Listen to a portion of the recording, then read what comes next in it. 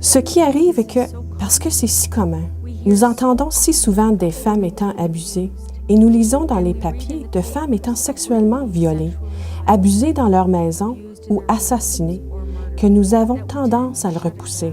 On se désensibilise.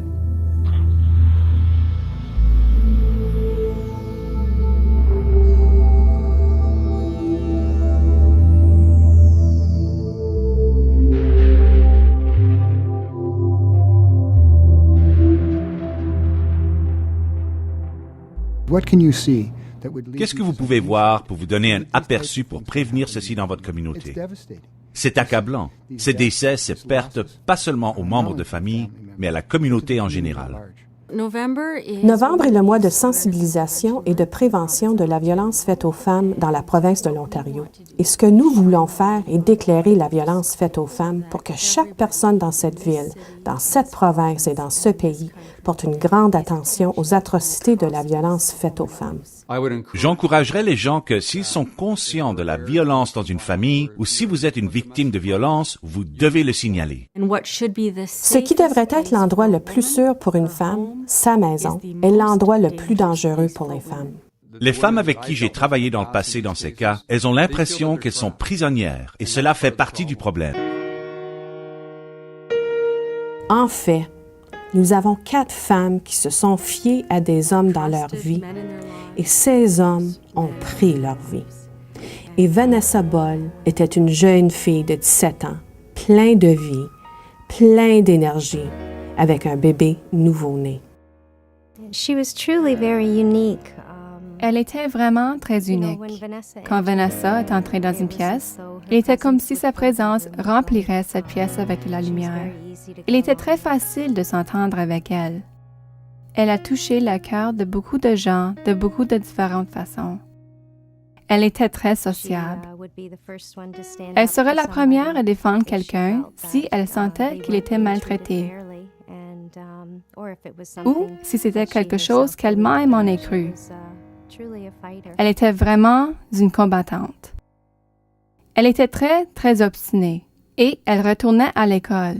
Elle était une mère très dévouée à Angelina et elle était très compatissante et si obstinée que je crois vraiment qu'elle aurait fait des choses très magnifiques. Elle aura été une bonne mère. Elle était très, très précieuse. She was just very, very precious. Vaida Blažević était une jeune femme qui est venue de la Bosnie. Elle avait connu les atrocités du génocide. Elle est venue ici avec le stress post-traumatique. Elle était une très bonne personne. Si vous dites que vous aimez ses chaussures, elle vous donnerait ses chaussures. Si vous les aimez, prenez mes chaussures. C'est la sorte de personne qu'elle était. Elle était vraiment agréable. Elle est la meilleure maman dans le monde. Elle ne sait pas comment détester quelqu'un. Ensuite, nous nous sommes séparés. Elle est devenue une femme qui était anonyme parce qu'elle vivait dans les rues. Elle était sans abri depuis une période. Je ne crois pas que les gens lui aient donné le crédit qu'elle a mérité à cause de sa situation dans la vie à London, en Ontario. Et d'une manière ou d'une autre, certains ont écarté sa vie.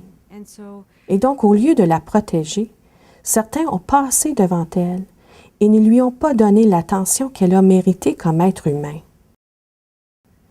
Elle avait 2 enfants qui l'ont tellement aimée et au moment de sa mort, ils ont trouvé toutes sortes de cadeaux destinés pour ses enfants qui n'ont jamais été livrés. Elle était une femme bien aimée et très manquée. C'est trop dur, toujours après 3 ans. Cheryl Honer a été assassinée juste avant la naissance de son bébé. Et par tous les comptes, elle aurait été une mère incroyable. Mais elle était à ce stade de sa vie où elle était très occupée avec sa grossesse, travaillait sur sa relation avec M. Scott et était la principale personne à prendre soin de ses 2 parents qui habitaient à London une courte distance d'elle, qui avaient quelques problèmes de santé significatifs eux-mêmes. Donc, elle était à ce stade de vie où je crois que nous trouvons beaucoup de nos jeunes, où, vous savez, très occupés de la famille et d'elle-même en ce temps-là. Ses deux parents sont décédés très peu après sa mort. Et le policier qui a enquêté son homicide a indiqué qu'il croit que les deux sont morts d'un cœur brisé. Il est vraiment important que son histoire soit répandue. Sa perte était tragique. Vous avez un homme qui, malgré ses problèmes de santé, c'est un meurtre tragique. Et pas seulement elle, mais un bébé de 8 mois et demi est mort. Et c'était une petite fille. Brenda Lee Chillingworth était une femme de 38 ans, une mère incroyable à 2 enfants. Ma mère était spéciale pour nous parce qu'elle était une mère magnifique. Elle était une très bonne amie et une merveilleuse fille et sœur. Ma mère était très passionnée de son emploi comme coiffeuse. Elle était coiffeuse quand j'étais nouveau-né et elle dirigeait son bureau à l'arrière de sa maison. Nous avions toujours beaucoup de gens venus à la maison et j'ai rencontré beaucoup de ses amis de cette manière-là. Elle a travaillé à Lucas Secondary School. Elle a travaillé dans la cafétéria et tous les enfants l'ont aimée. Elle n'était pas votre cantinière typique. Elle est devenue amie avec le personnel et avec les étudiants. Elle faisait toujours rire les enseignants. Et avec les étudiants, pour beaucoup d'entre eux, elle était comme une deuxième maman. Et c'était évident quand je la visitais au travail. Et elle a aimé cuisiner. Nous ne savons pas ce qu'elle aurait accompli. Y aura-t-elle continué à finalement ouvrir son propre restaurant ou être dans les affaires associées au restaurant? Nous ne savons pas. Mais nous savons qu'elle aurait été sans doute la meilleure grand-mère. Mais elle est partie. Autres personnes ont dit que ma mère était une vraie boute-en-train. Elle avait un sourire contagieux et un rire contagieux. Et tout le monde l'admirait. Elle était seulement environ 5 pieds 2, mais tout le monde l'a pris comme modèle. Elle était très amusante. Elle a écouté les gens et a aidé les gens quand on devait les aider. Elle est très manquée par beaucoup de gens.